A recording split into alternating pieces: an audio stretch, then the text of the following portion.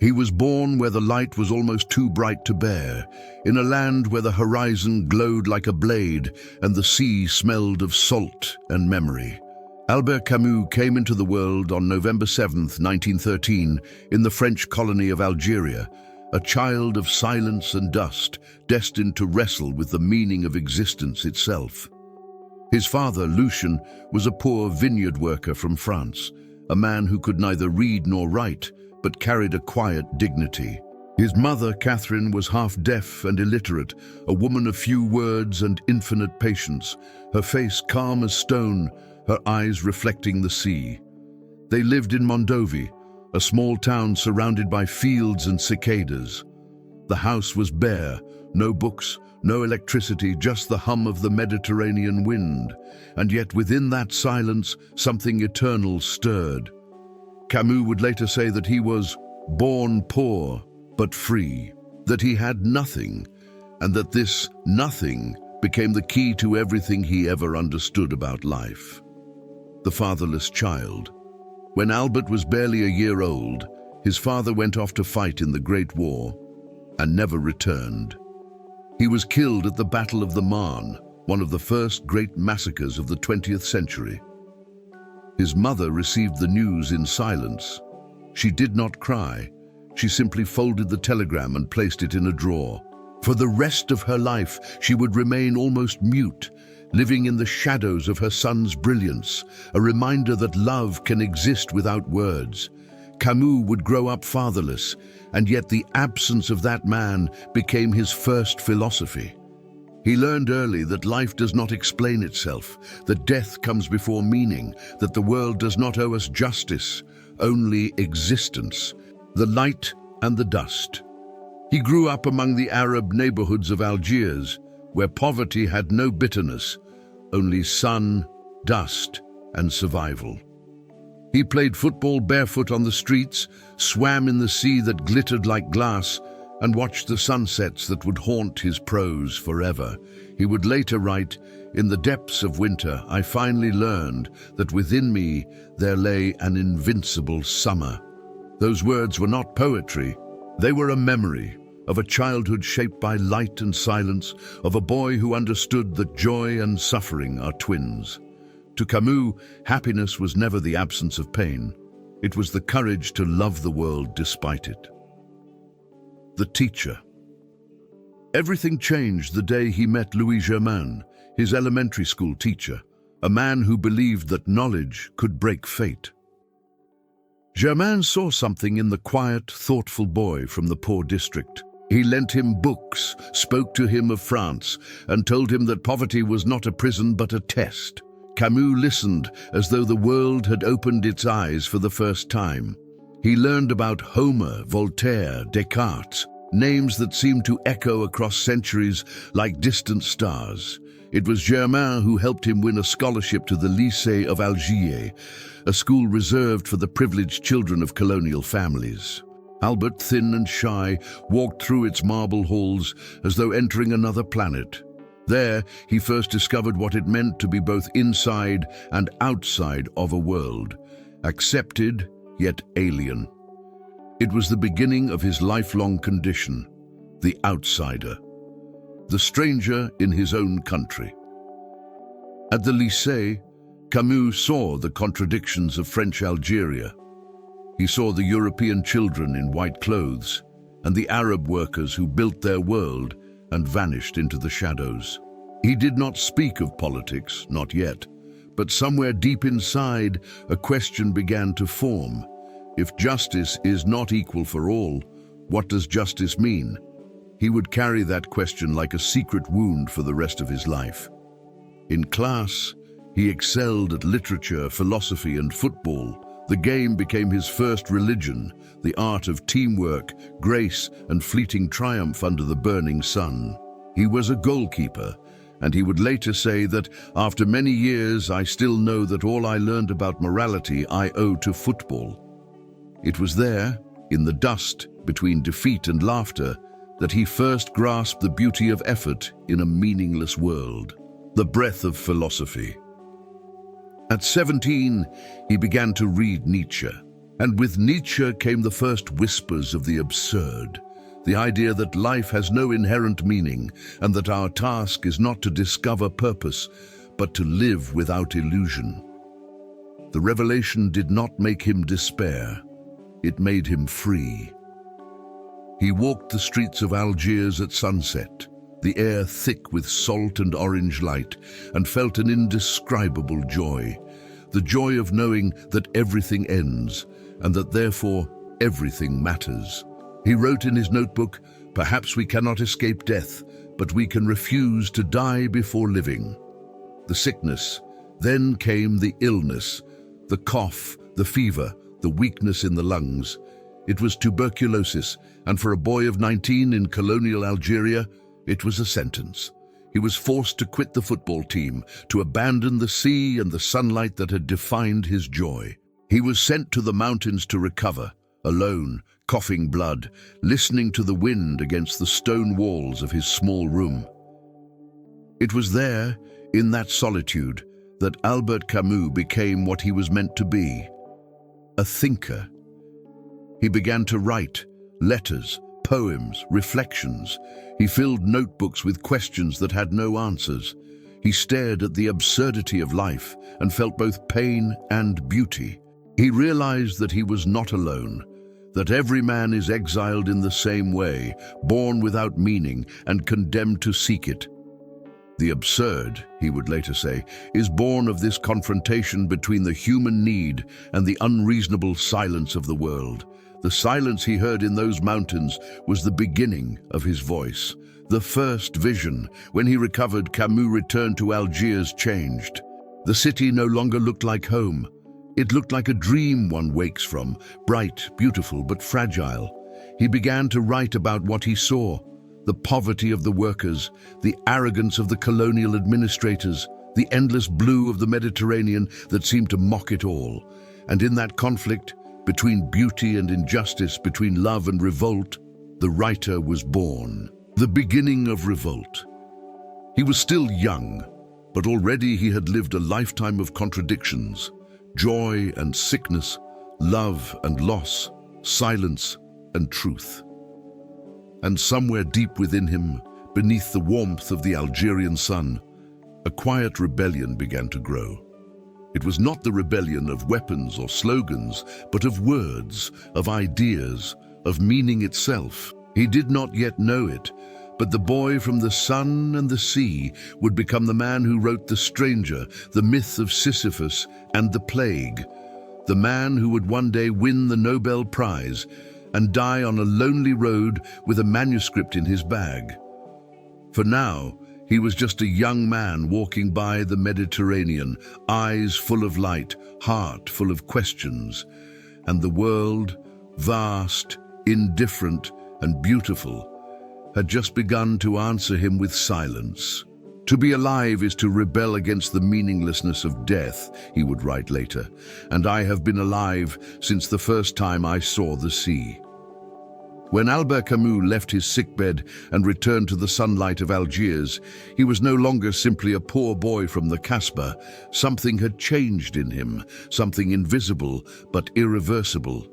He had looked into the stillness of death and realized that every sunrise was both a miracle and a warning. He walked differently now, slower, more deliberate, as though every step might be his last, and therefore had to mean something. The young man who had once been content with beauty began to demand justice, and yet he wanted neither revenge nor ideology. He wanted only truth, naked, human, and free of illusion. The journalist. At 22, Camus began writing for a small radical newspaper called Alger Républicain. It was a dangerous choice in colonial Algeria, a land where the poor were invisible and the powerful preferred it that way. He wrote about the lives of Arab peasants, the miners, the fishermen, people who were never quoted, never photographed, never remembered. He described their hunger with precision, their silence with compassion. His articles were not political manifestos. They were acts of empathy. In one report, he described children dying of malaria in the Kabylie region and how no one in Paris cared to read about it. He ended the piece with a sentence that would become the seed of his philosophy. To name injustice is already a form of revolt. The authorities noticed. The police began to follow him. The colonial censors threatened to close the paper. Camus, however, refused to be silenced. When his editor warned him, "You are putting yourself in danger," he replied, "Danger is only the price of honesty." It was his first confrontation with power and his first taste of exile within his own country. The theatre of truth. At night, Camus found refuge in theatre. He joined a small troupe called the Théâtre du Travail, the theatre of work. They performed plays about injustice, freedom, and the absurd beauty of human courage. Camus acted, directed, and wrote. He believed that the stage was not for escape, but for awakening. He often said, "To perform is to remind men of what they are and what they refuse to be." His productions were raw, minimalist, full of light and shadow, echoes of the Mediterranean itself. He preferred silence to dialogue, faces to gestures, truth to spectacle. The group performed for factory workers, for soldiers, for people who had never been inside a theatre. Sometimes they played under open skies, the sea murmuring in the background like an ancient chorus. It was here, amid the sweat and laughter of ordinary men, that Camus' philosophy began to take shape. Revolt, not as destruction, but as creation, the communist temptation. The 1930s were the years of fascism, dictatorship, and hunger. Across Europe, people were choosing sides, left or right, red or black, hope or despair. In Algeria, too, the winds of ideology blew strong. Camus, moved by poverty and injustice, briefly joined the Communist Party. He believed it might be a way to fight oppression without hatred, but it did not last. He soon realized that every ideology, no matter how noble, tended to love ideas more than people, and for Camus, that was unforgivable. He once told a party official, "You speak of humanity, but you despise human beings." They expelled him soon after. He left without bitterness, only with a lesson that would guide him forever, that freedom and truth are not collective possessions. They belong to the conscience of the individual. The first wounds of exile. By his mid-20s, Camus had already lost everything twice. First his health, then his belonging. He was too poor for the rich, too free for the ideologues, too skeptical for the revolutionaries, too passionate for the indifferent. He lived in small rooms, writing by candlelight, coughing blood, dreaming of both Algeria and the world beyond it. He had begun to publish essays, small, luminous pieces about the absurd beauty of existence. In L'envers et l'endroit, the wrong side and the right side, he wrote of his mother's silence, of light, of poverty, of dignity. "Poverty kept me from judging those who have nothing," he wrote. "The sun taught me that history is not everything."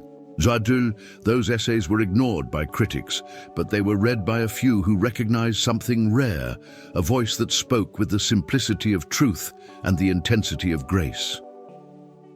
The departure. As war darkened Europe, Camus knew he could no longer remain in the safety of Algiers. He loved the sea, but the world beyond it was on fire, and he needed to see the flames. He boarded a ship for France, carrying a small suitcase, a few manuscripts, and the unshakable conviction that meaning must be lived, not preached. When he looked back at the Algerian coast one last time, he whispered to himself, "I will return, not to the land, but to the light." He did not know then that the next time he would write of Algeria, it would be in exile, and that its sea would become the most enduring symbol in all his work, the sea of memory, of innocence, of everything the world destroys when it demands perfection. The arrival in France. He arrived in Marseille, then moved to Paris, a city trembling under the shadow of World War II. For the first time, he saw what totalitarianism looked like, not as theory, but as fact. the occupation, the fear, the silence that eats through the soul of a people. He began to write with feverish energy, his pen burning with the tension between despair and defiance. He no longer wrote reports, he wrote questions. He no longer sought justice through protest, he sought it through truth. He was still young, barely 26, but the man who had once chased sunlight was now walking into the heart of Europe's darkness. The birth of revolt. That winter, he began a manuscript that would change the world, the Myth of Sisyphus. He had seen too much absurdity to ignore it. He wanted to answer a single question: if life has no meaning, should we live it anyway? And as he wrote those words in a cold Paris room, his rebellion was born.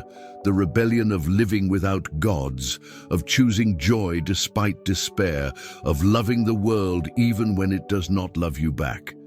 The only way to deal with an unfree world, he would write later, is to become so absolutely free that your very existence is an act of rebellion.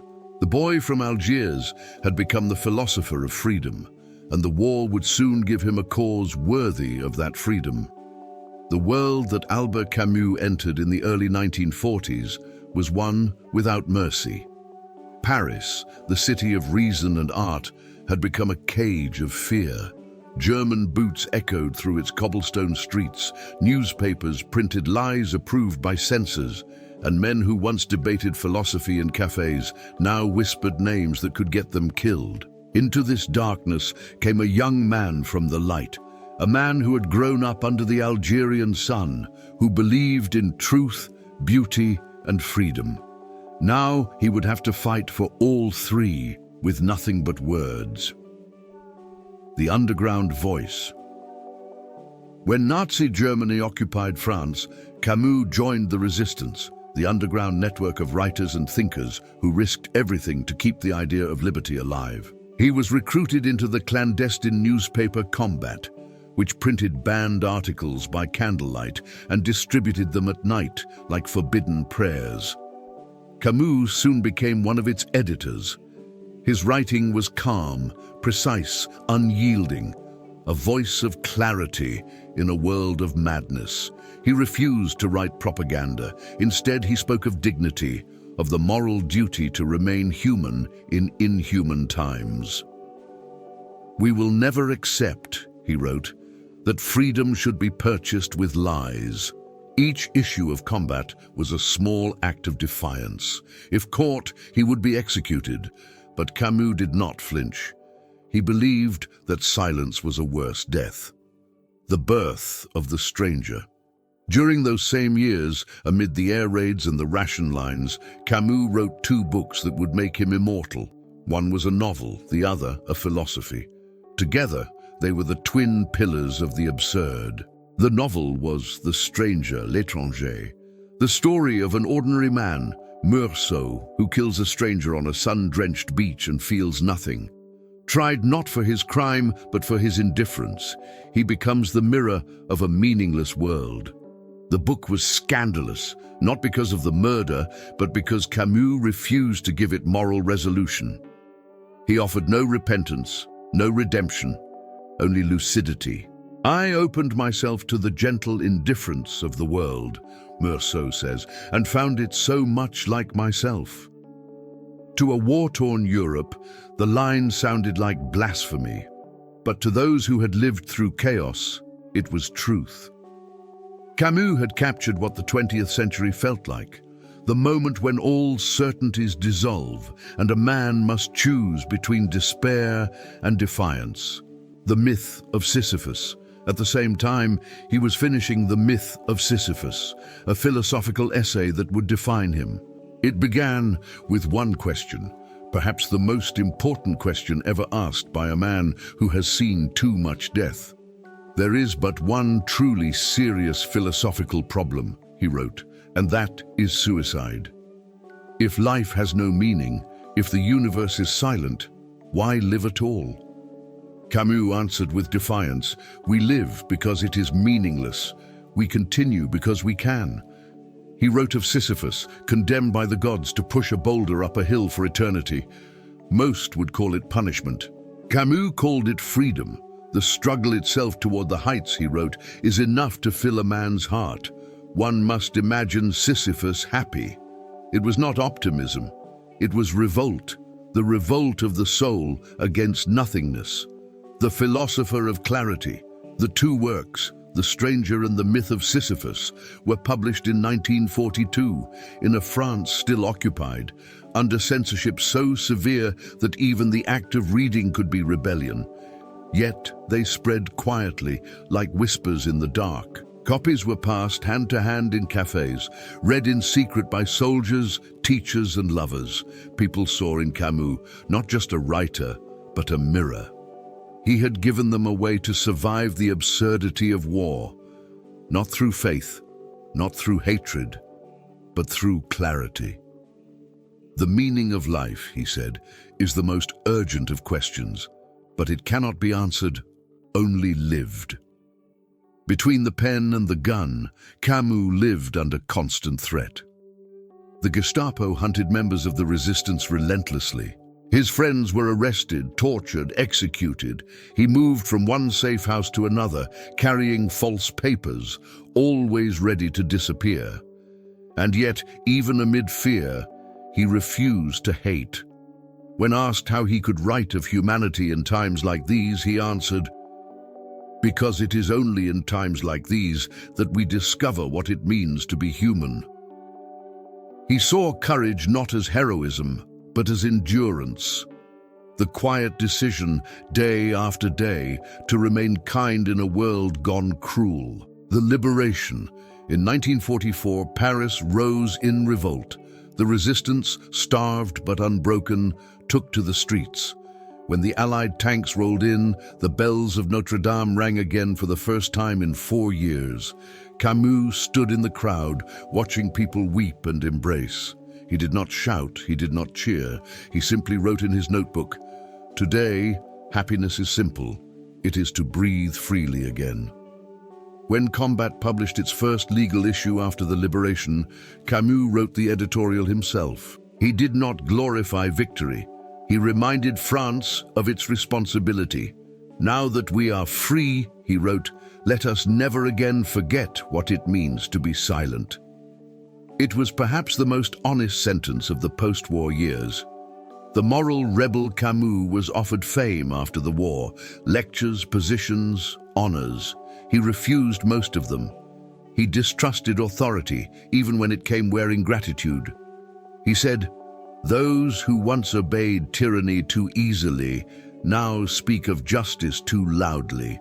He feared that in celebrating victory, France would forget what the war had revealed, that morality is not a system, but a choice made daily in the face of the absurd. The return to light. In 1945, Camus returned briefly to Algeria. He walked through the streets of his childhood, the same sea, the same sunlight, but everything felt different.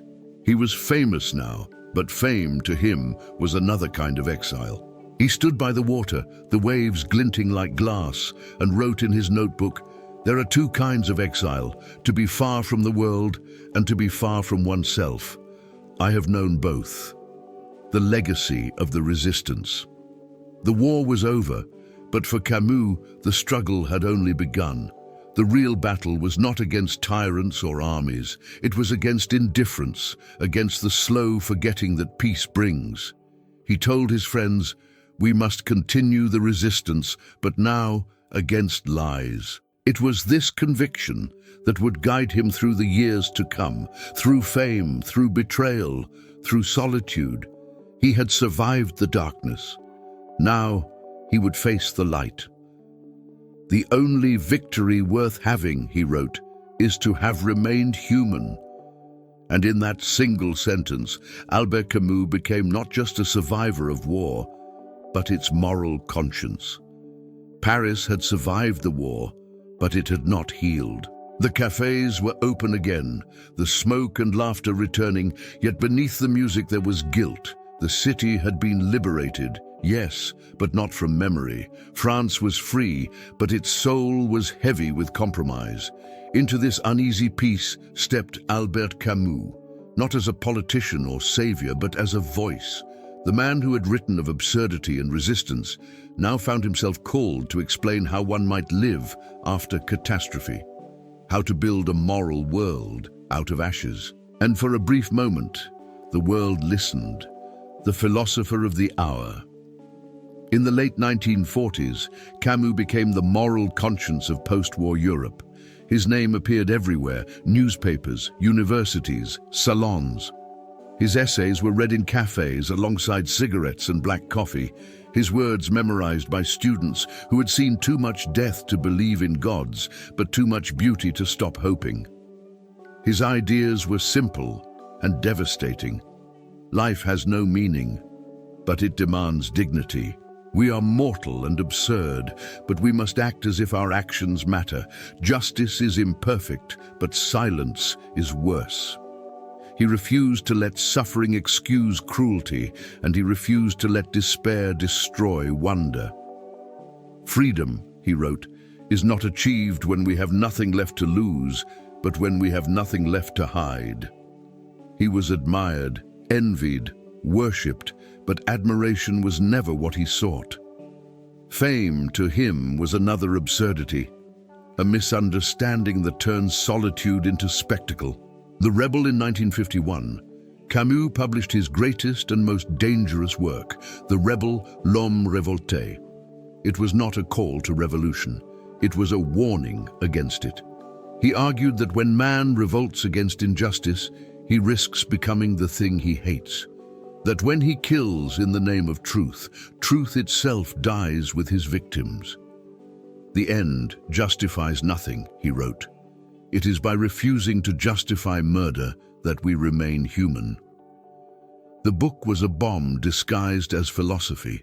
At a time when much of Europe admired communism as the future, Camus dared to say that every ideology, no matter how noble, ends in blood when it forgets compassion. He condemned fascism and Stalinism alike. He saw no salvation in revolution, only the endless repetition of men mistaking violence for virtue. To murder on behalf of justice, he said, is to murder justice itself. The betrayal of Sartre. His old friend, Jean-Paul Sartre, did not forgive him. Sartre and the existentialists of Saint-Germain-des-Prés believed that Marxism was the next moral horizon, that violence, if guided by purpose, could be justified. Camus refused. He said the rebel must always stop at the line where killing begins. Their friendship, once full of admiration, turned to bitterness. Sartre's magazine, Les Temps Modernes, published a scathing review of the rebel, accusing Camus of cowardice and moral vanity. Camus replied not with rage, but with sadness. He wrote to Sartre, "I would rather be wrong with compassion than right with cruelty." It was the end of their bond and the beginning of Camus's long isolation. In one letter, he confided to a friend, "It is easier to die for an idea than to live humbly for one." The intellectual world turned away. The communists denounced him. The right distrusted him. He was, once again, an outsider, this time by choice. The lonely conscience fame had brought him everything except belonging.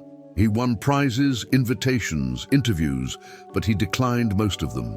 He distrusted systems, gatherings, applause.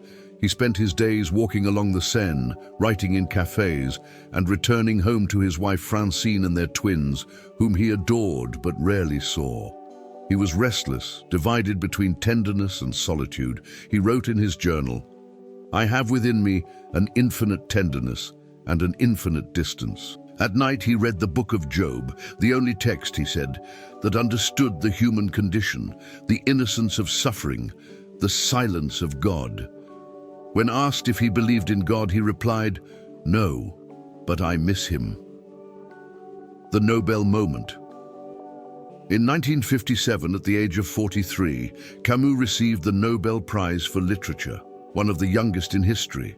The world expected a speech of triumph. Instead, he spoke of humility. Standing in Stockholm, under the glittering chandeliers, he spoke not of genius, but of duty. "Each generation," he said, "no doubt thinks itself destined to remake the world. Mine knows that it will not, but perhaps its task is even greater, to prevent the world from destroying itself." The audience fell silent. For a moment, even applause felt sacrilegious.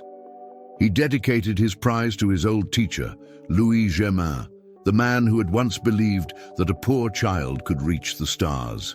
He wrote to him, "Without you, without your affection, your teaching, none of all this would have happened." It was the most beautiful thank you letter in the history of literature. The philosopher without answers. Fame did not bring peace. Camus continued to wrestle with contradiction, the gap between his love for beauty and his knowledge of suffering. He could never reconcile them, and yet he could never give either up. He was criticized for being too moral for politics and too political for art. He once told a journalist, "I am not a philosopher. I am a man who says no." But his no was not rejection, it was resistance. It was the refusal to accept a world without mercy. "To say yes to life," he wrote, "one must first say no to injustice." The return to silence. As the Algerian War for Independence began, Camus found himself torn in two. He loved Algeria, its sea, its light, its people, but he could not choose between the French colonists and the Arab revolutionaries. He pleaded for peace, for dialogue, for reason. No one listened. Both sides called him traitor. He withdrew from public life, heartbroken. "I believe in justice," he said, "but I will defend my mother before justice." It was not a political statement. It was human truth, a cry from the place where philosophy ends and love begins. The weight of the world. In his final years, Camus lived quietly, splitting his time between Paris and the countryside of Lourmarin. He wrote slowly, painfully, haunted by the knowledge that everything he said was both true and insufficient. He filled notebooks with fragments of a new novel, The First Man, a return to his childhood, to Algeria, to the origins of light. It was his attempt to reconcile all the contradictions, poverty and grace, freedom and belonging, beauty and death. But the book would remain unfinished. For on a cold January morning in 1960, Camus accepted a car ride from his publisher. In his briefcase lay the manuscript of The First Man, unfinished, unedited, his final conversation with the world. They never reached their destination. "There is no love of life without despair of life," he had once written. "Perhaps that is why we must learn to die content." He died instantly, killed not by despair, but by the absurd he had described all his life, the random, merciless logic of existence itself. He was 46 years old. The morning of January 4th, 1960 was cold and pale, the kind of winter day when the world seems made of glass and breath. Albert Camus had planned to take the train back to Paris with his wife and children after the holidays. He hated cars, had always distrusted speed. But at the last moment, Michel Gallimard, his close friend and publisher, insisted, "Come with me, we'll drive. It will be faster. We can talk along the way." Camus hesitated. He had his manuscript, a heavy folder of handwritten pages, and a sense of unease that he couldn't quite explain. He agreed anyway. They packed the car, an elegant black Facel Vega, polished and gleaming like the idea of progress itself. Camus placed the manuscript of The First Man on the seat beside him. He did not know it, but it was to become his final companion. The road. The countryside rolled by in silence. White fields, skeletal trees, distant spires of churches, the quiet of rural France in midwinter. Camus watched it all with a calm melancholy. He had always loved the road, the way it reduced life to motion, the way it gave him time to think. He spoke little, though now and then he smiled at Michel's stories. his eyes lighting up as if the conversation reminded him that he was still part of this strange, beautiful world he had spent his life describing. The car moved swiftly, almost too swiftly. At one point, Camus said softly, "I've always thought that if I were to die, it would be in a car." Michel laughed. Camus did not. He looked out the window at the fields and the cold sky and said, "There's something pure about the road. Everything is possibility." Then he leaned back, closed his eyes, and fell silent again. The crash. Near Villeblevin, a small village south of Paris, the road curved sharply.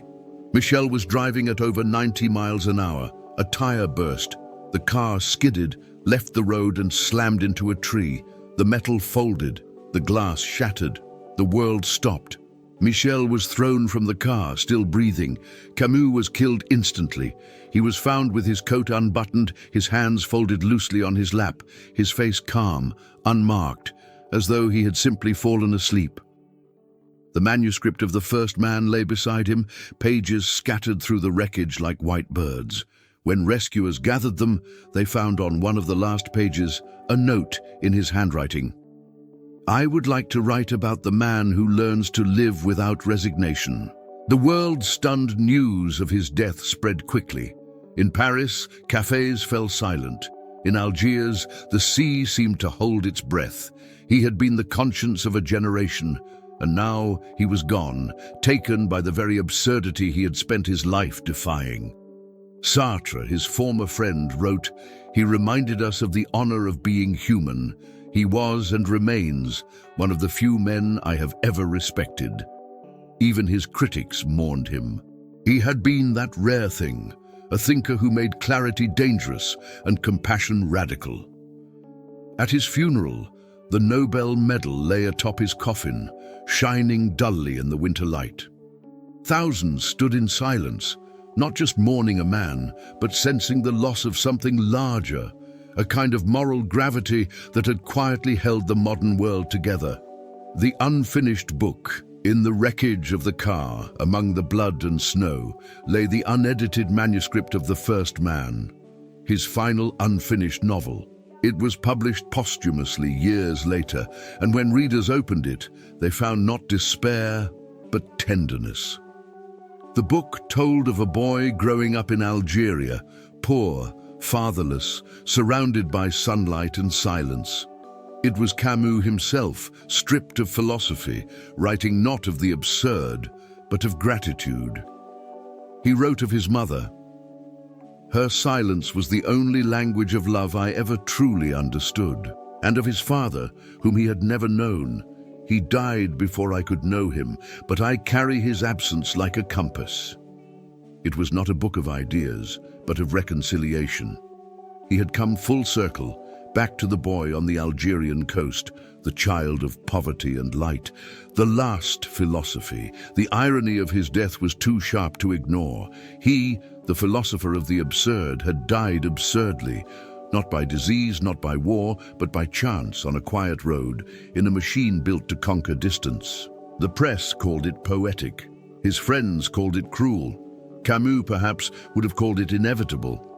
"The absurd," he had written, "is born of this confrontation between the human need and the unreasonable silence of the world."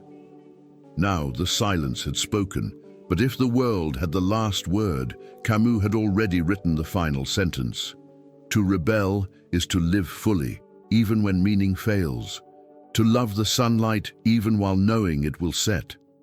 His death was not defeat. It was proof of the very thing he had spent his life teaching, that the universe may be indifferent, but our defiance can still be beautiful.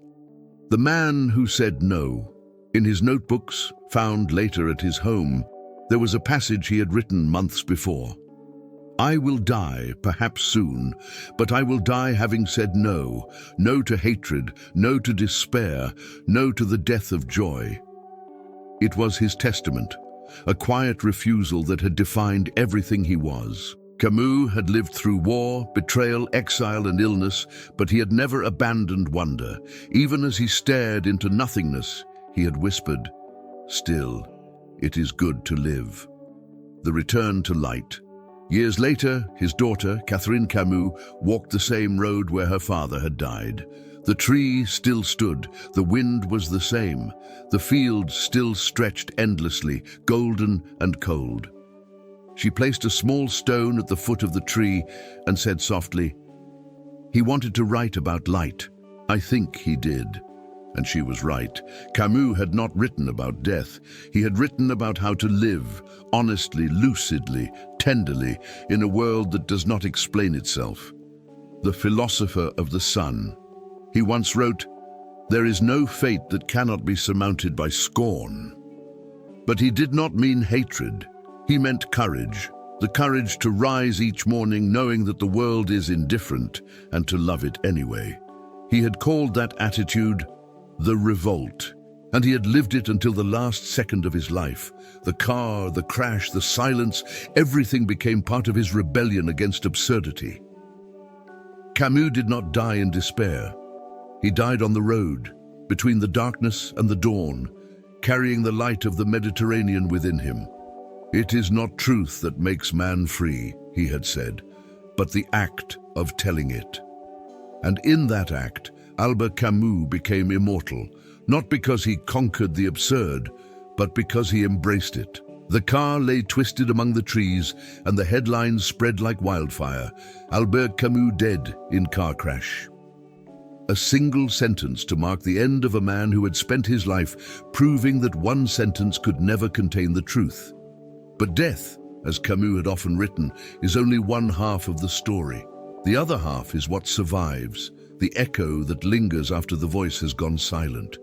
And for Albert Camus, that echo became thunder. The silence after the storm. The world mourned him not with noise, but with quiet. In Paris, readers placed flowers on copies of The Stranger in bookstore windows.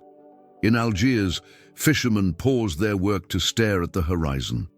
That same horizon where he had once watched the sun rise over the Mediterranean, dreaming of eternity.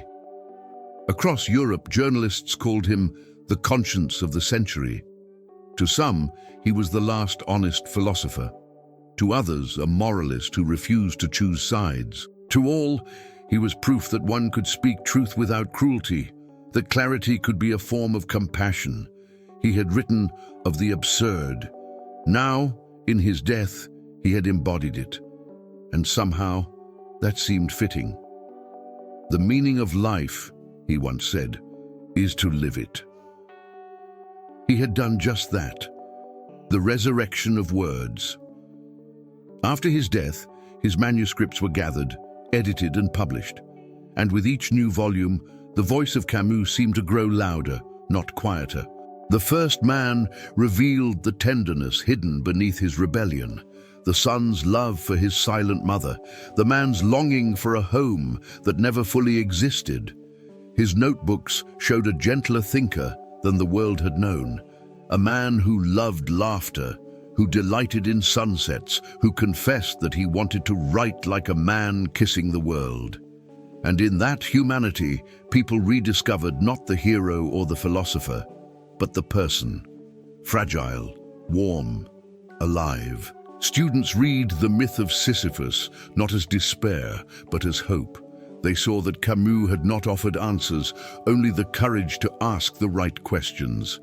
What if meaning is not something we find, but something we create?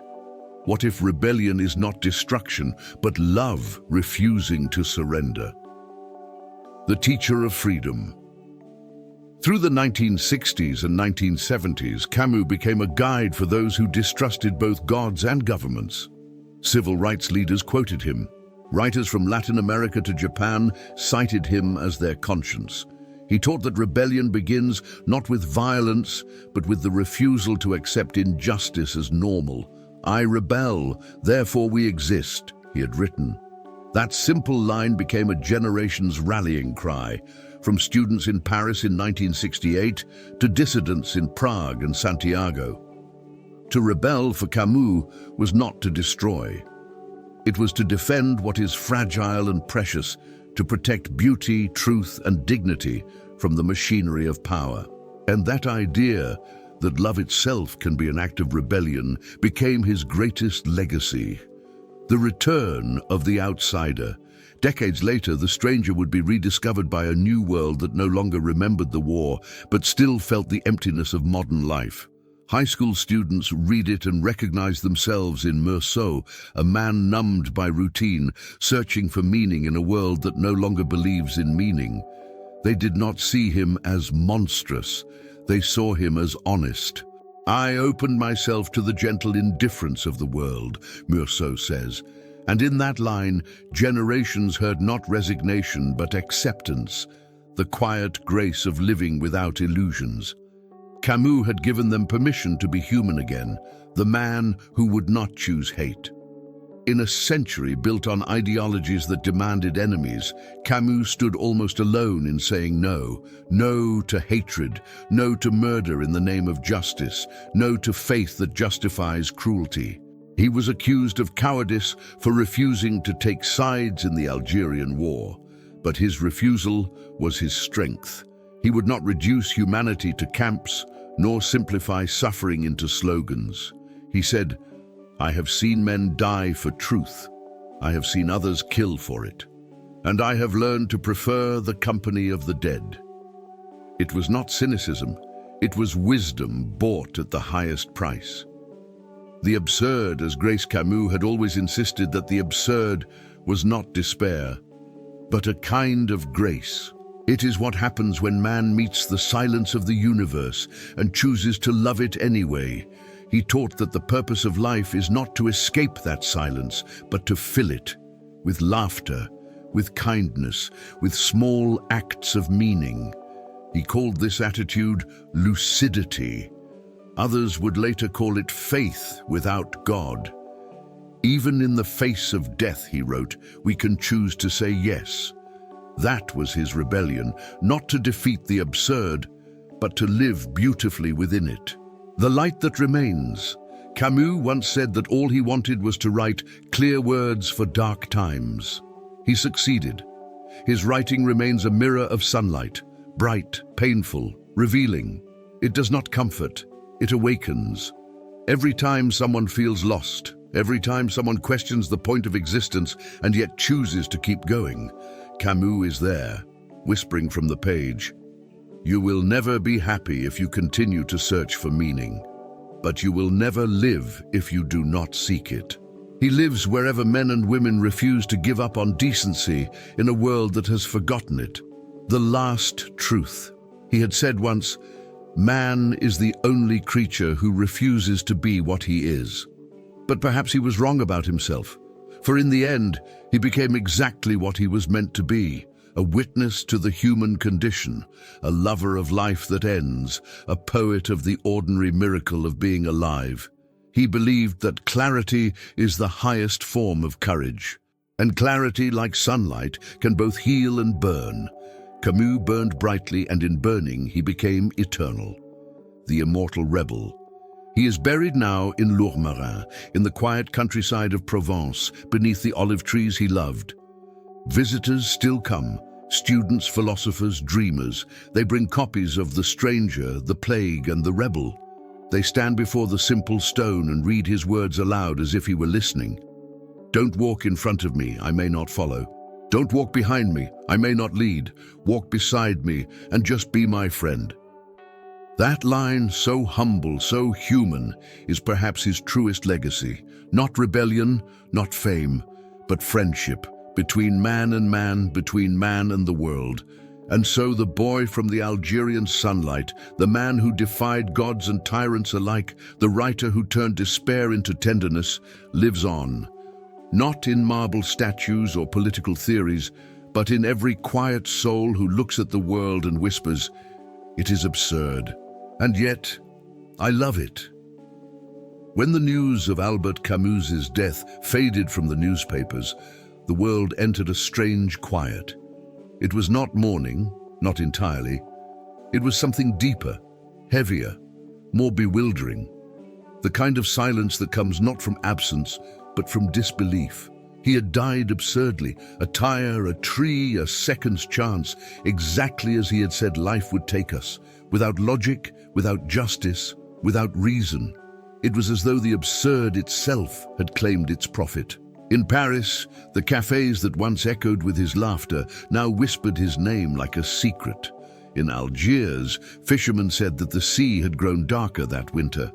And in Stockholm, where he had once spoken of duty and restraint, the chair he had sat in remained empty during the next Nobel ceremony, a quiet monument to a voice that could no longer answer. But the silence was not final. Camus' death had not ended his rebellion. It had set it free. The weight of his words. Publishers began reprinting his books. The Stranger, The Plague, The Myth of Sisyphus, all sold out within months. Students devoured his words, reading him not as a philosopher, but as a survivor. They underlined sentences like prayers. In the midst of winter, I found there was within me an invincible summer. I rebel, therefore we exist. There is no fate that cannot be surmounted by scorn. Every phrase felt prophetic, almost unbearable. It was as if Camus had written not for his own century, but for every century that would follow, for every soul that would one day stand before the same question. How do we live in a world that does not make sense? In his death, his words lost their irony and became commandments. He had died young enough to remain unspoiled, forever the philosopher of sunlight, forever the rebel who refused to obey. The conversations in the dark. In the years that followed, philosophers and critics fought over his meaning. Some called him naive, others called him saintly. Marxists dismissed him as sentimental. Existentialists accused him of moral vanity. Priests quoted him in sermons. Atheists claimed him as one of their own, but the truth was simpler and more tragic. Camus had never wanted disciples, only witnesses. He once wrote, "Do not follow me, we walk together." That line was rediscovered in his journals after his death, and it changed how people read him. He was not a master, not a prophet, but a companion, a man walking beside humanity in its loneliness. The widow and the manuscript. His wife, Francine, and his daughter, Catherine, spent months cataloguing his papers. There were hundreds of notebooks, full of reflections, unfinished stories, letters never sent. In one, dated only autumn 1959, he had written, "I want to write something that will reconcile me with the world." He never did. But the fragment became his epitaph. When The First Man was finally published in 1994, readers wept. They discovered not the philosopher of the absurd, but the boy, the child of silence, of poverty, of sea and sunlight. The pages breathed tenderness. Every sentence was love disguised as memory. Critics said it was his truest book. His daughter said it was his resurrection, the world that needed him. The 1960s roared to life. Revolutions, protests, assassinations. Students filled the streets of Paris in 1968, chanting for freedom, meaning, and rebellion. And though Camus had been gone 8 years, his spirit marched with them. Graffiti appeared on the walls of the Sorbonne. One must imagine Sisyphus happy. The words became a banner for a new generation, young, disillusioned, defiant. Camus had become a symbol not of despair, but of courage.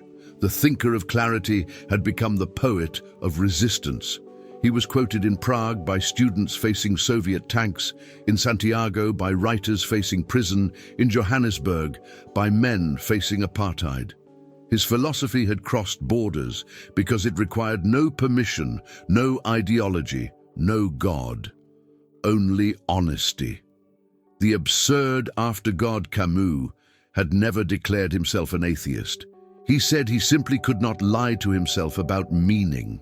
But as religion declined and ideology failed, his thought became a kind of secular prayer, a faith in dignity without divine reward. He had written, "If God is silent, man must speak."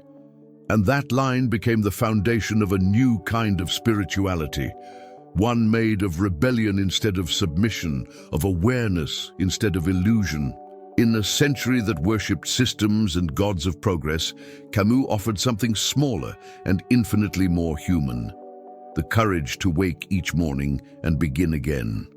The Stranger returns.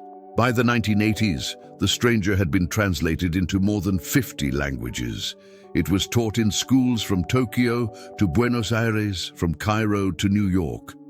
Meursault, the emotionless man condemned for indifference, had become a mirror of modern life. Readers saw in him not apathy, but honesty, a man who refused to pretend that meaning could be borrowed. Some critics called The Stranger the first novel of the 21st century, and in a sense it was.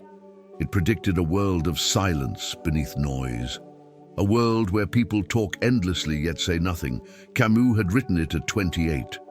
The world took 50 years to understand it. The Philosopher and the Sea. In his lifetime, Camus had called the sea his first teacher. He said that its rhythm had taught him the truth of existence, that life repeats endlessly, beautifully, pointlessly, and that one can love it all the same. After his death, a group of artists from Algiers erected a small stone by the water. It bore no name, only 3 words: he loved light. And that was enough. Perhaps, he had once written, the meaning of life is not hidden in the stars, but in the warmth of a hand, in the laughter of a child, in the sea that keeps returning. Albert Camus had died on a cold road in France, but in the minds of millions, he still walked under the sun, barefoot, smiling, unafraid. His body was gone, but his silence had become a song. They were born into a world he had foreseen, a world of comfort without conviction, progress without purpose, freedom without direction. And though they never met him, they carried his fire in their hands like an inheritance they didn't quite understand. They were the children of the absurd, students, poets, wanderers, idealists, born after the war, raised on the ruins of meaning. And when they read Albert Camus, they found not despair, but a strange, lucid tenderness that told them, it's all meaningless, and that's why it matters. The year of revolt. The spring of 1968 came to Paris like a fever. The walls of the Sorbonne were covered in slogans, graffiti scrawled in red and black, echoing ancient questions. We are all Sisyphus. Beneath the pavement, the beach. The revolution is every morning. The students who marched through the Latin Quarter carried copies of The Rebel and the Myth of Sisyphus in their pockets. They had memorized his words about revolt as a moral duty. I rebel, therefore we exist. They quoted him between tear gas and barricades. They shouted his name like a prayer. Camus was gone, but his ghost was everywhere. In the air that smelled of smoke and freedom, in the hands that built barricades not to destroy, but to remind the world that consciousness itself was resistance. The rebel's heirs. In the years that followed, his ideas rippled far beyond France. In Prague, dissidents of the 1970s copied his essays by hand, circulating them in secret as samizdat, knowing that one sentence from Camus was worth more than 100 slogans. They understood him better than anyone, because they too lived in a world of lies, and they too believed that silence was the first act of submission. To remain innocent is to resist, he had written, to say no in the name of what is fragile. In Warsaw, underground journalists quoted him. In Buenos Aires, during the dictatorship, teachers whispered his name in classrooms where truth was forbidden. In Johannesburg, anti-apartheid activists read the plague as an allegory for moral contagion, a warning that evil spreads when good men grow tired. Camus had become what he never wanted to be, a symbol, a saint without a church, a prophet without a god. The artists of defiance, painters, began to depict him as the man between two suns, one of fire, one of silence. Filmmakers used his words to narrate stories of lost generations. Bands quoted The Stranger in their lyrics. Playwrights built entire scripts around the myth of Sisyphus.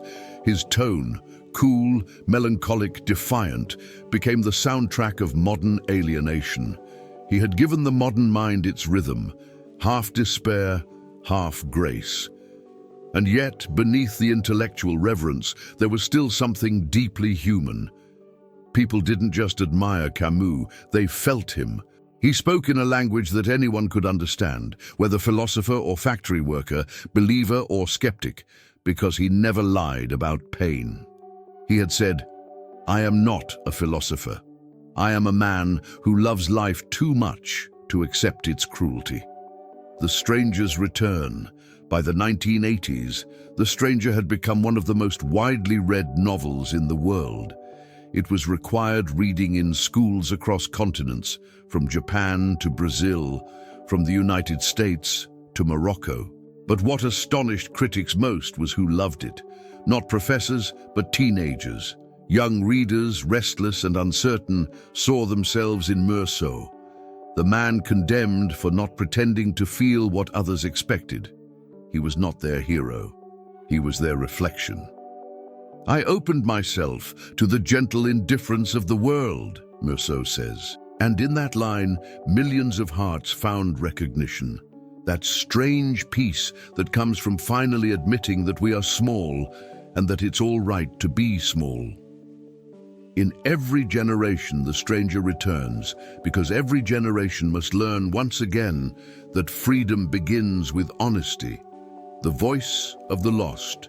When the Cold War ended and the great ideologies of the 20th century collapsed, Camus' words took on new life.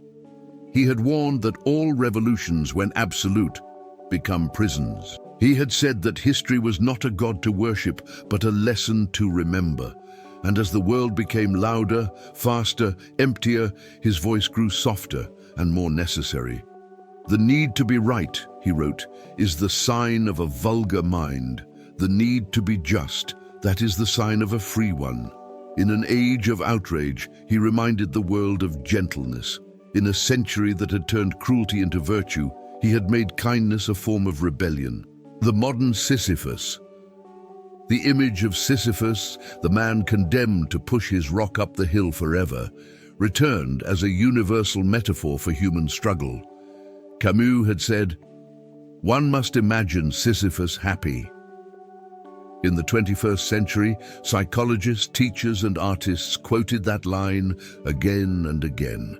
It became the rallying cry of a generation burnt out by meaninglessness, a reminder that joy is not found in arrival, but in endurance. Even in Silicon Valley, among coders and CEOs, his phrase began to appear in offices, printed on walls like a moral code: defy the absurd, build anyway. And in that irony, Camus would have smiled. The man who distrusted progress had become its poet, the absurd and the sacred. In a strange twist, priests began quoting him, not because he had believed in God, but because he had spoken of faith without faith, a reverence for existence that required no heaven. "If there is a sin against life," he had said, "it consists perhaps not so much in despairing as in hoping for another life and in eluding the grandeur of this one." He had taught that to love the world does not mean to understand it. To be moral is not to be right, but to refuse cruelty. To be alive is not to be happy, but to remain awake. Camus had written about the absurd, but what he gave humanity was something far rarer, a philosophy of tenderness. The children grow older. Decades passed. Wars ended, new ones began. The world moved on. But whenever darkness returned, his words were there, waiting.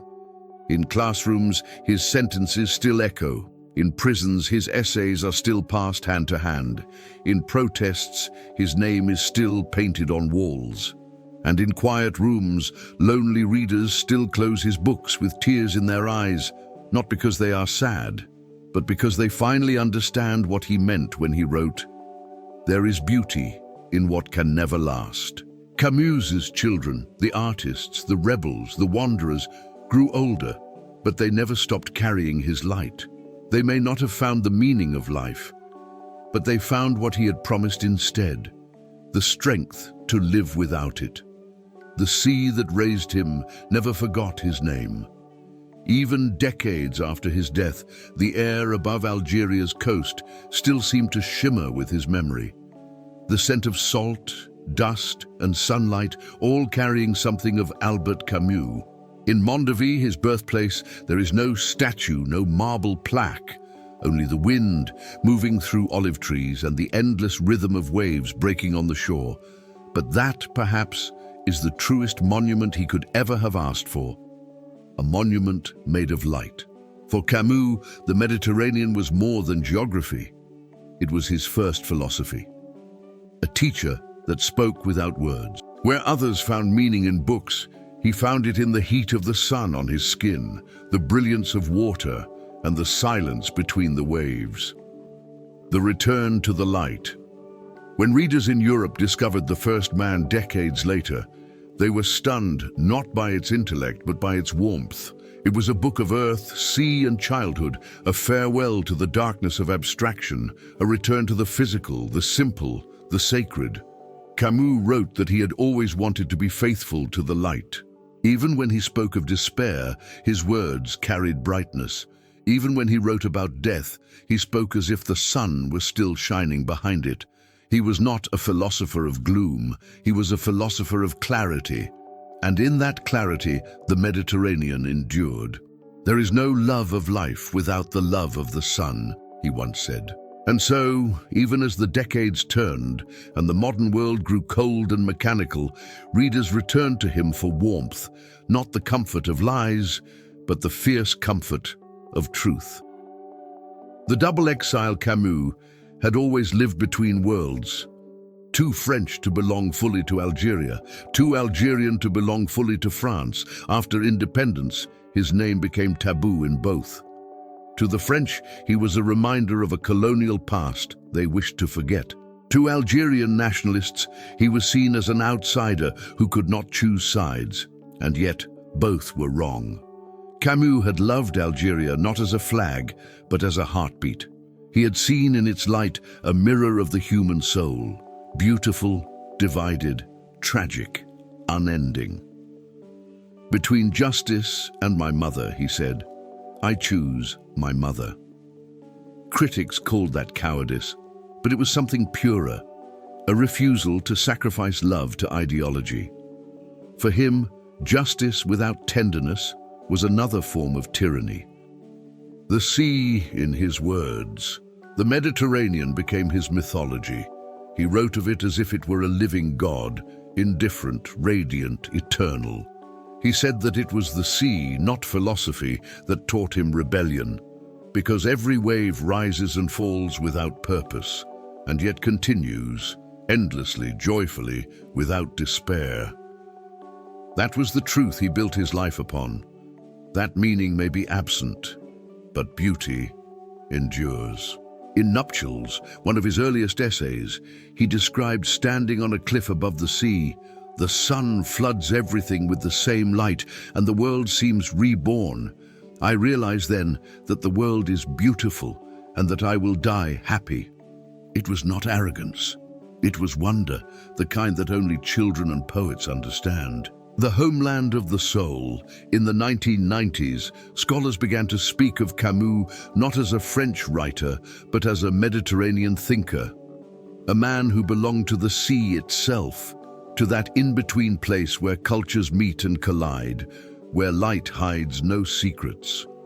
He was a bridge between worlds, between Europe and Africa, between reason and emotion, between the earth and the infinite. His Algeria was not colonial nor national. It was metaphysical. It was the geography of consciousness. I love this life, he had said, because it is all I have, and it is enough. That simple sentence, so small, so final, became the creed of those who felt lost between borders. To them, Camus was not a man of politics, but of belonging, not to nations, but to existence itself, the light that judges. When tourists visit the coast of Tipasa, where the ruins of an ancient Roman city overlook the sea, they still quote his words carved into stone. "Here, I understand what is called glory, the right to love without measure." The sea stretches before them, unchanged, infinite, and it feels as though Camus might still be walking there, barefoot, cigarette between his fingers, smiling at the absurdity of everything. The sun burns the same way it did when he was young. The ruins crumble at the same pace, only the silence has grown deeper. In that silence, one hears not sorrow, but serenity, the kind that comes from finally accepting that the world is not against us. It simply does not care, and that, paradoxically, is its mercy. The ghost at noon writers who visited Tipasa after him spoke of feeling his presence in the light. One said, "It is as if the sunlight itself remembers him." Another wrote, "Camus has not vanished, he has dissolved into the brightness he worshipped. He became, in the imagination of the world, the ghost of the Mediterranean, a man made of sunlight and solitude, haunting the threshold between meaning and oblivion.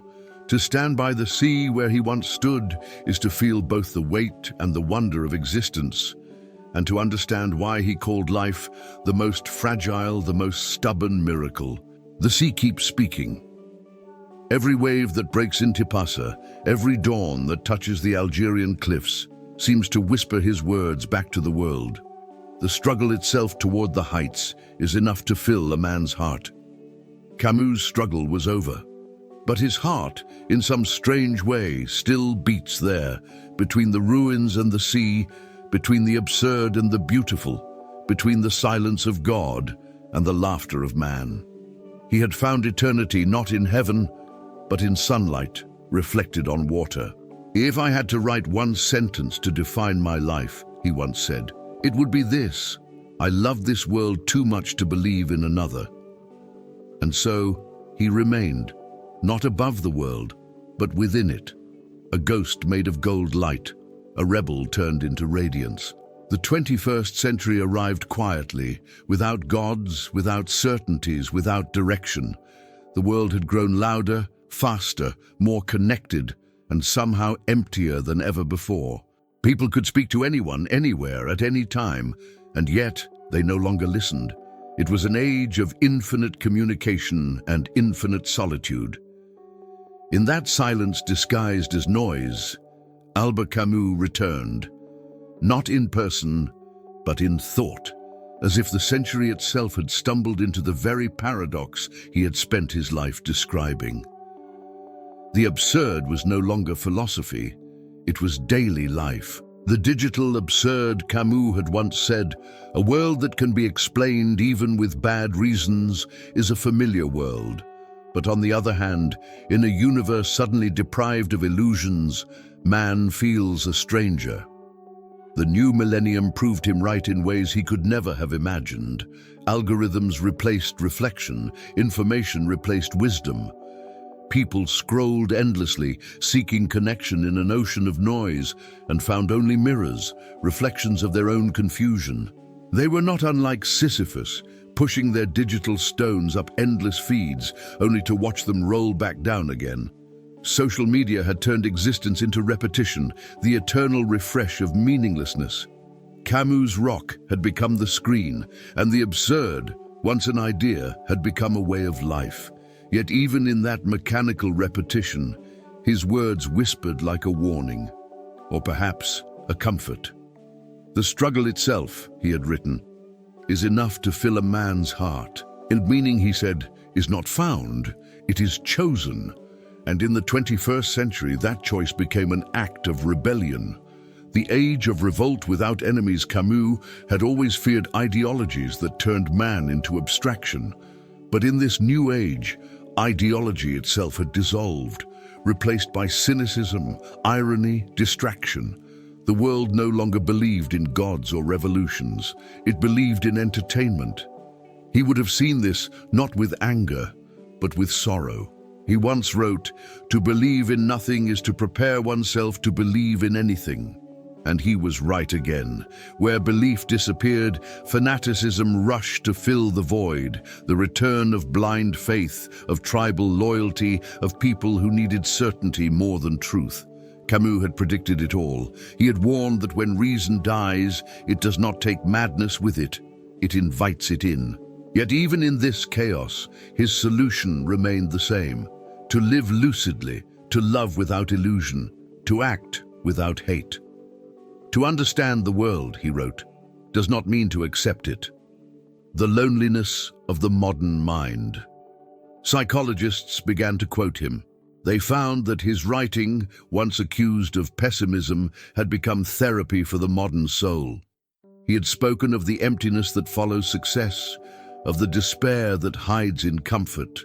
He had seen long before everyone else that abundance without purpose leads to exhaustion. Man, he said, is the only creature who refuses to be what he is.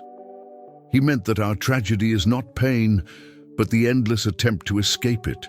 Our obsession with becoming something more than human instead of learning to love our humanity. And so readers began to turn to him again, not for theory, but for calm, for the permission to stop chasing meaning and simply live. They found solace in his quiet wisdom. To live is to keep the absurd alive. That sentence, once radical, now universal, became a kind of spiritual medicine for a generation that mistook speed for purpose. The return of the rebel. In times of unrest, climate protests, wars, social fractures, Camus. The rebel returned to the shelves.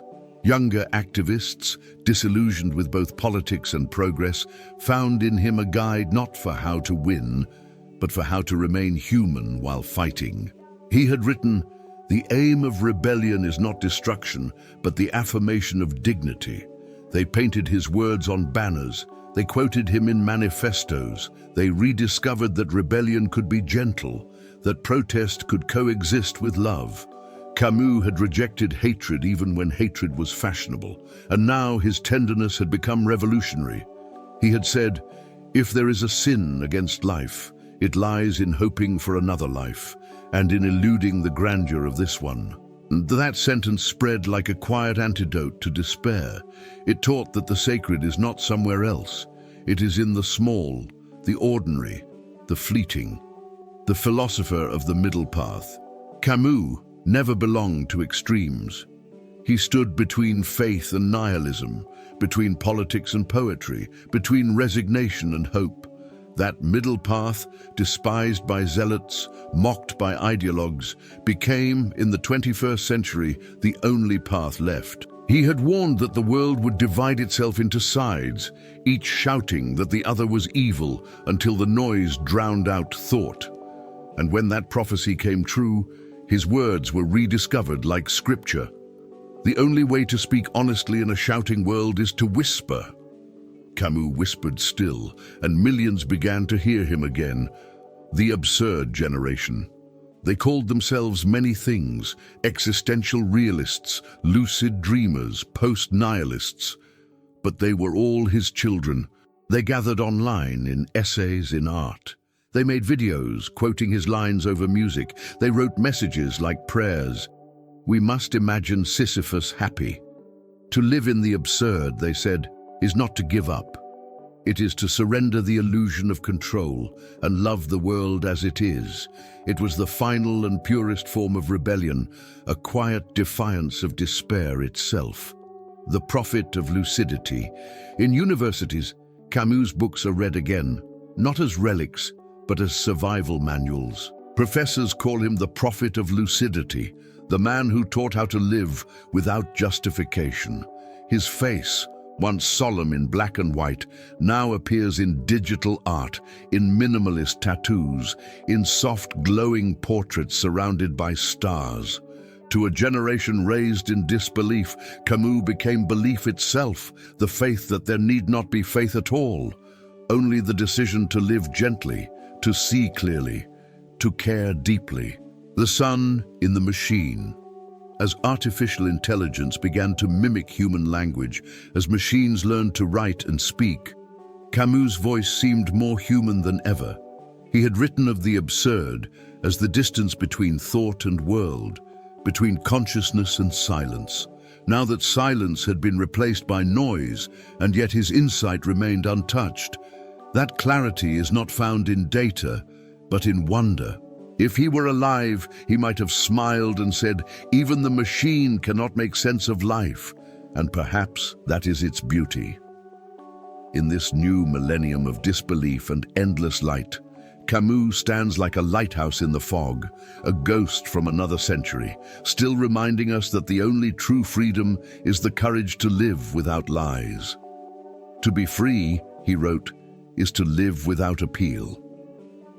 And in that appeal to no one, no God, no master, no algorithm, the world finally understood him. The last summer of Albert Camus' life was a season of silence, sunlight, and unfinished sentences. He had retreated from Paris to Lourmarin, a small village in southern France, surrounded by vineyards and cicadas. He was tired, not only of fame, but of words. He had spent decades explaining the world. Now he simply wanted to feel it again. He wrote to a friend, "I have said all I can. The rest is to be lived." The Mediterranean heat still made his heart ache with memory, not nostalgia, but gratitude. Every sound, the hum of bees, the rustle of dry leaves, the laughter of his children, seemed like an answer to a question he no longer needed to ask. The House of Stillness. His home in Lourmarin was small and white, the kind of place where everything slowed down. The mornings smelled of bread and thyme. He would sit by the window, smoking quietly, watching light move across the stone walls as though time itself were breathing. He was working on The First Man, but he wrote differently now. Not to explain, not to resist, but to remember. He said that he wanted to write a book without hate, a book that would reconcile him with the world. He described his childhood, his mother's silence, the taste of dust and salt. He said that the son of Algeria had been his first teacher. "Everything I know about morality and human duty," he wrote, "I owe to the light." He no longer fought with the absurd. He had learned to live beside it like one learns to live beside the sea, accepting its moods, its beauty, its indifference, the shadow of the plague. Even in peace, he could not escape the world. The Algerian war still raged. Letters arrived from Paris, from editors, from friends asking him to take sides, to write, to lead. He refused. He said that there was no purity in politics, only the illusion of it. "We kill in the name of justice," he told a friend, "and we call it progress." He was accused of cowardice, of silence, but he did not care. He had learned that the louder the world becomes, the more sacred silence is. He told another friend, "Perhaps one day we will understand that peace is not the absence of war, but the presence of mercy." He spent his afternoons walking through the fields. Children from the village would wave to him. He would smile and hand them figs from his pocket. They had no idea that they were waving to one of the most famous writers in Europe. He preferred it that way. The philosopher and the garden. He gardened in the evenings, hands deep in the soil, his skin browned by the same sun that had shaped his philosophy. To him, tending the earth was the purest act of rebellion, a quiet defiance of time. He often said that truth could not be written, it could only be planted. The real philosophers, he wrote in his notebook, are the farmers who endure the seasons without complaint. And yet, even as he sought simplicity, he could not escape thought. The absurd still followed him, not as an enemy, but as a companion, a familiar ghost who had finally grown gentle. The letters unsent. In his final months, he began to write letters he would never send. To his mother, now elderly and ill, "I have lived long enough to understand your silence. It was never emptiness. It was the only language that did not lie." To Sartre, whom he had not spoken to in years, "We were both wrong, and perhaps both right. But what mattered was that we cared."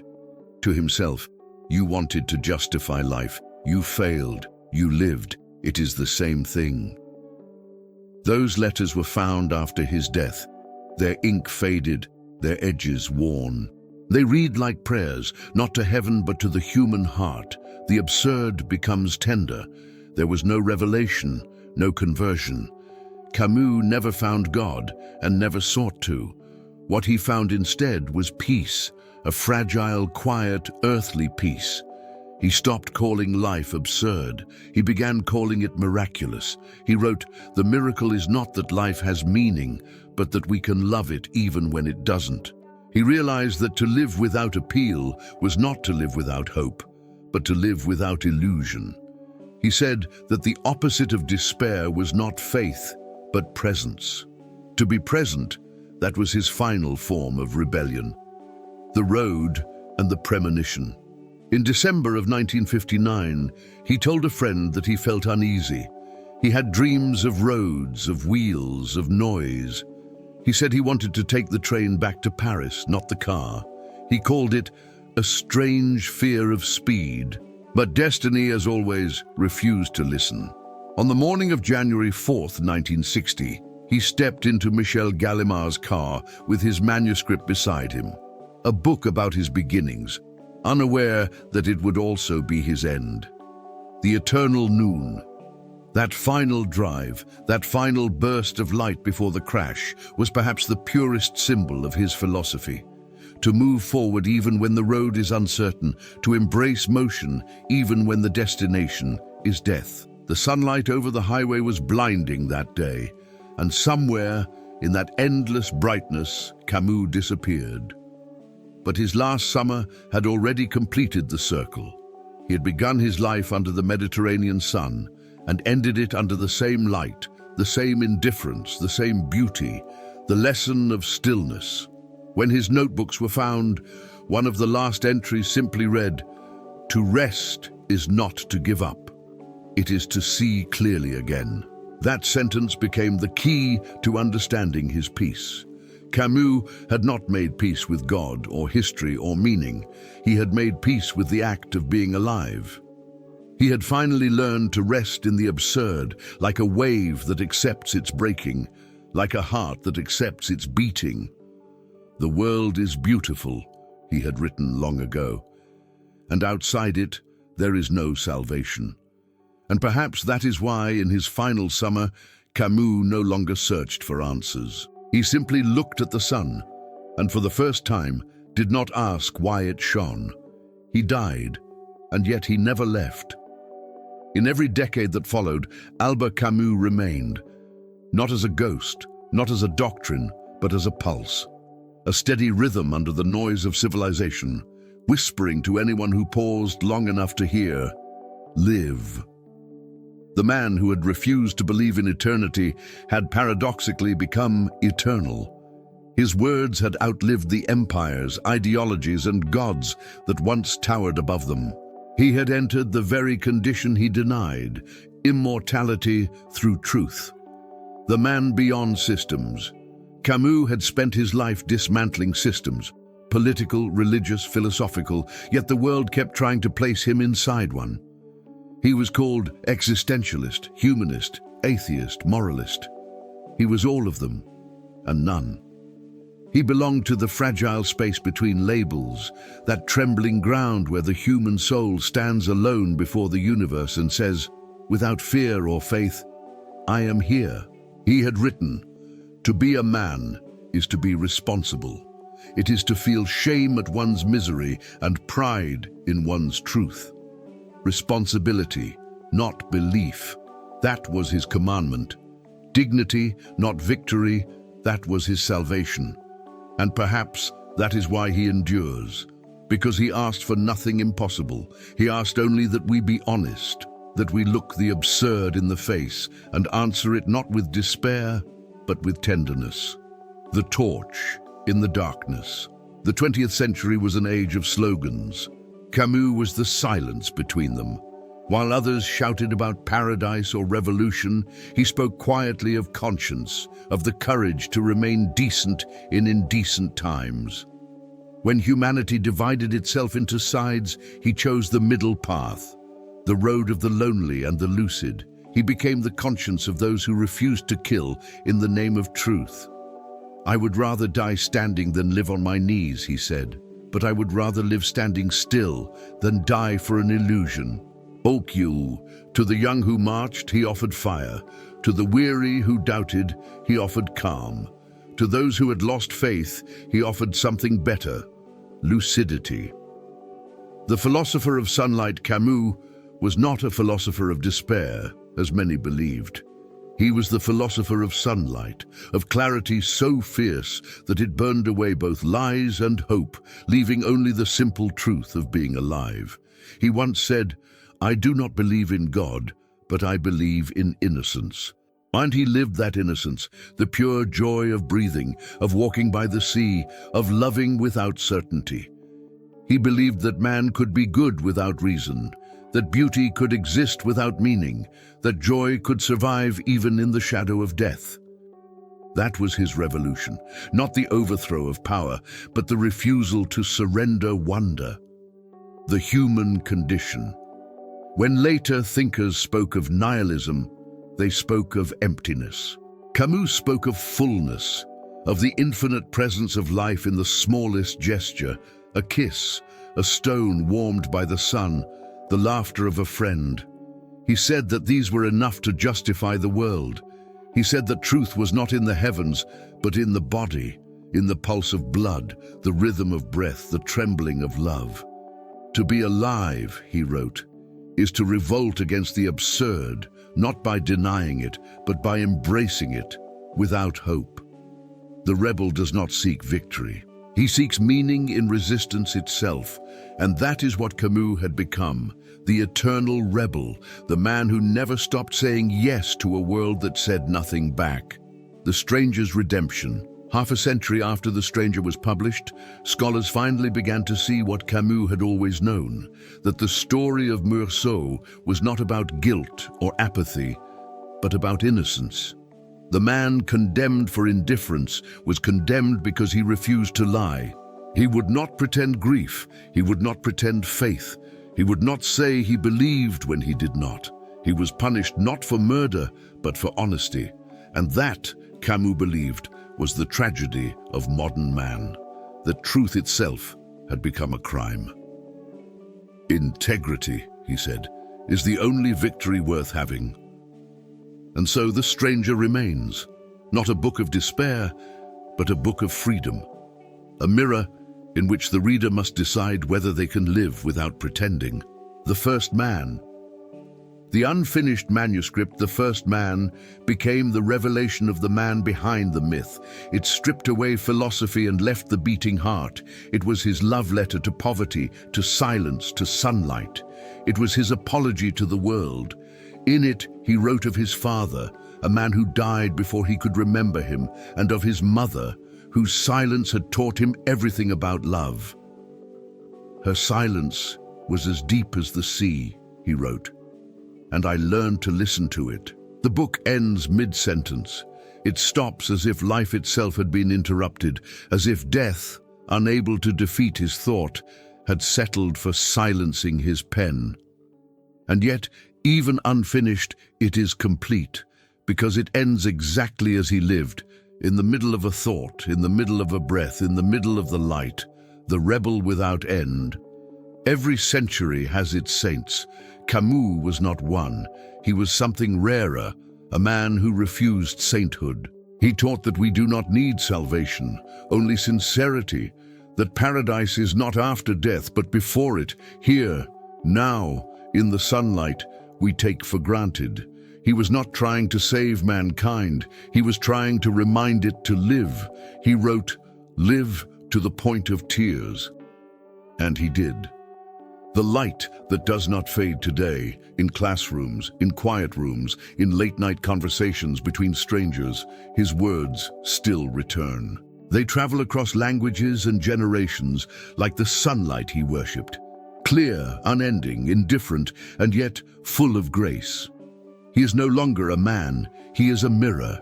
He is the pause between thought and breath when a human being realizes, for one brief instant, that it is enough simply to be.